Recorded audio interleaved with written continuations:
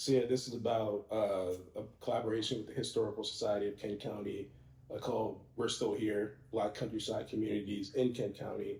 And Mariah Wood, she approached me last year with the idea of doing some type of talk on research that she's seen me doing. I posted on Instagram, posted on Facebook. She's been following that for a few years and wanted me to do something with the Historical Society around that topic. And with the idea of Black countryside communities, um, having come from Big Woods, having family in Still Pond and Coleman, Butlertown, just really deep roots. And I love history, but I recognize that a lot of Kent County history is just so Chestertown centric. So I really wanted to just dive in more into understanding how these countryside communities came to be, which is hard to find. The further back you go, and a lot of this really kicked off a few years ago when I picked up a book called Descendants Day that was written by Carolyn Cooper, and it was tracing land records of central Kent County, way back, and then really up to the present. And there was a section in there for Butlertown, and the thing that was so cool for me to see was that she had a tidbit in there that explained that Butlertown, the original landowners, two of them, one was James Butler and then one was Sandy Stewart. And I'm actually directly descended from James Butler. And within that book, she found that, well, within the land records, she found that James Butler had 20 acres of land, or 13 acres of land in 1820. And then he accumulated more over time. And then in 1851, he willed out that land to his descendants, his kids, his nephews and nieces, grandchildren. And just over time, that grew into becoming Butler Town. And that was mind blowing for me because I had never even thought about how Butlertown got its name. And then, I'm seeing, my Aunt Rita, my mom Aunt Betty, my Aunt Caddy, listed in the people who were given parcels of this land over time. That was his original holdings. But then I'm also mind blown about the fact that he had all that land during a time where people like him were property themselves. So that just like lit a fire in me to just to want to understand more.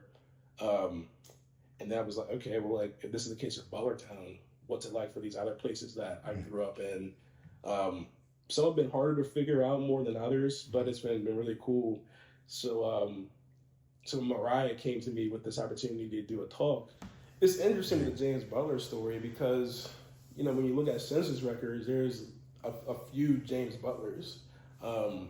There's a James Butler born in 1747, and trying to figure out more about like who he was, who his parents were, and then he had a son, James Butler.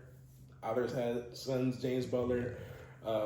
But there's one in particular who was he was 37 in 1812, and we found a record saying that he purchased his freedom for $1 from Richard Spencer, and that was pretty cool to see. So we know that James Butler purchased his freedom, but just given how complex the slavery, this economy was at the time, with people legally having to be enslaved, with people free and enslaved living in the same households, it's really difficult to say, which James Butler was who and which one was free and which one wasn't, aside from it having those records like we found, that one bill of sale. So that's one of the things that I'm also trying to unpack more, and have more concrete evidence of that timeline. But one thing that I've learned a lot while working for the Star Center in the Chesapeake Heartland is just other types of documents that can give you that context. So that is like the bills of sale and the land records, where people were manumitted through land transactions, looking at freedom certificates that individuals had to have to demonstrate their freedom.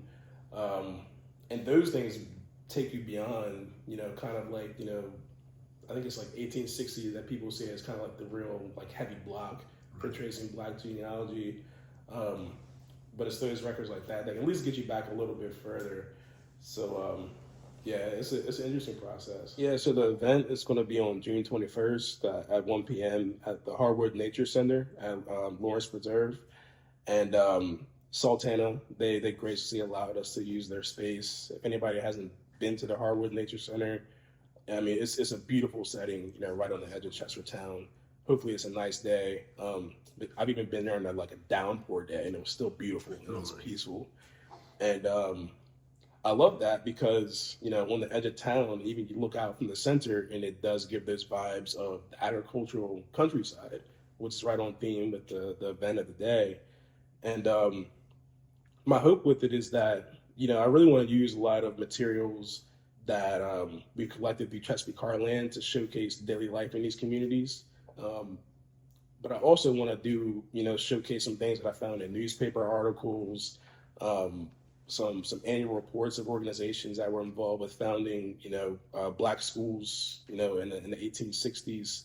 Um, so just, diverse range of documents that just depicts life in these countryside communities across, at least 2 centuries. And I hope for it to be something that's just kind of like conversational, something where people in the community can come out and also be willing to, to share their thoughts, share the stories that they might have, really like a two-way dialogue.